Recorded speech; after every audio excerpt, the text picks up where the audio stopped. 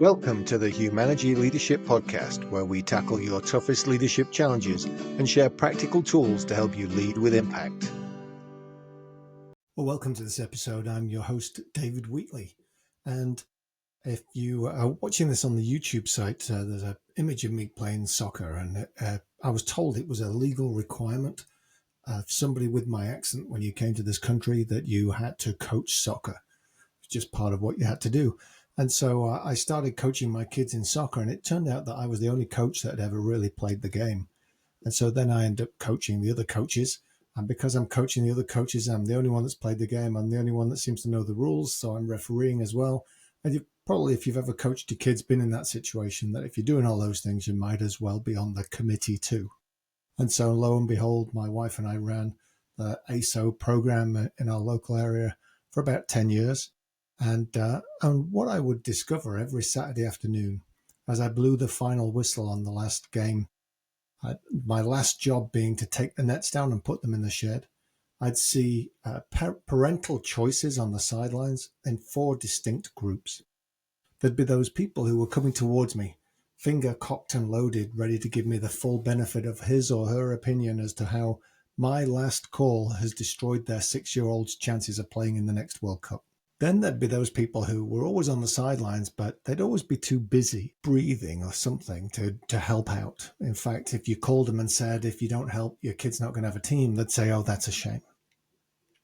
Then there'd be a third group of people who, if you said, can somebody help me take the nets down, they'd be more than willing to come and help take the nets down.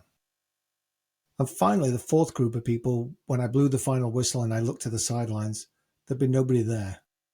And it's because this fourth group of people had already recognized that the last thing that had to happen for us all to get out of there was for the nets to come down, had sorted the other parents to go start taking the nets down. Now, the challenge of this, when I saw this experience maybe 20 years ago, is that you recognize that we all make choices on a daily basis that influence and impact the people around us. And all 4 of those groups are making distinct choices that are having an influence on the people who are around them. And so you can plot those, and this is at the heart of everything that Humanergy has done over the last 25 years. That leadership is not about the title, the position, the rank, the points, the size of your office. It's everything to do with the choices you make that influence and impact the people around you. And we can look at those on 2 continuums to start off with. Where's your focus of care? And this goes from caring for yourself all the way up to caring for the greater good, which includes yourself. The other continuum is what's the level of commitment you have. Are you committed to your comfort, to take the path of least resistance, or are you committed to impact? When you plot those 2 continuums, you end up with a nice grid and potentially 4 choices that map out the same choices that I would see on the sidelines of the soccer game on a Saturday afternoon. The first one, the bottom right-hand corner, we have a high level of commitment, so commitment to impact, but self-focused. It's what I would call a destructive leadership choice. It's when I'll do what is good for me, potentially at the cost of other people, and I'm highly committed to that.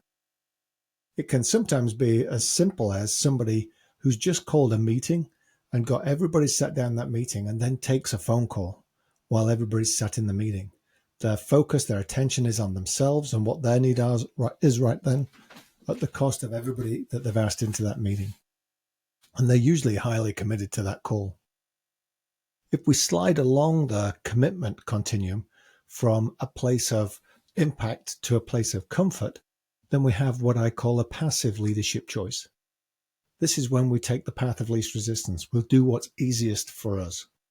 So I've got a low level of commitment, a commitment to comfort, and I'm focused on myself.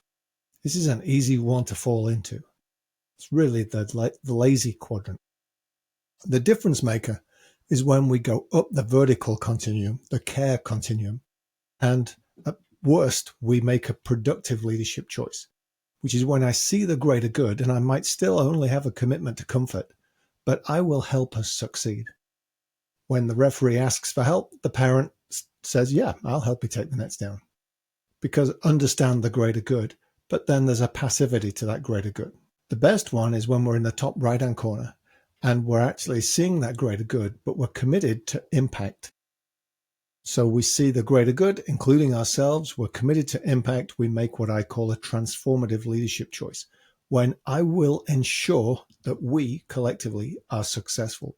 In 25 years, Humanergy's work has been to help people make more choices in the top half than the bottom half, where we see people making more productive and transformative leadership choices, where their choices are around the greater good. If we make choices that impact the people around us in a positive way, then that makes us leaders and people of influence within that group. And this is at the heart of everything. It's at the heart of the Green Path. It's at the heart of What Great Teams Do Great. And you can read more about it at What Great Teams Do Great, or you can find a picture of the model in the tools section of the Humanergy.com. That was the Humanergy Leadership Podcast. Make sure you like and subscribe and visit humanergy.com for many more resources.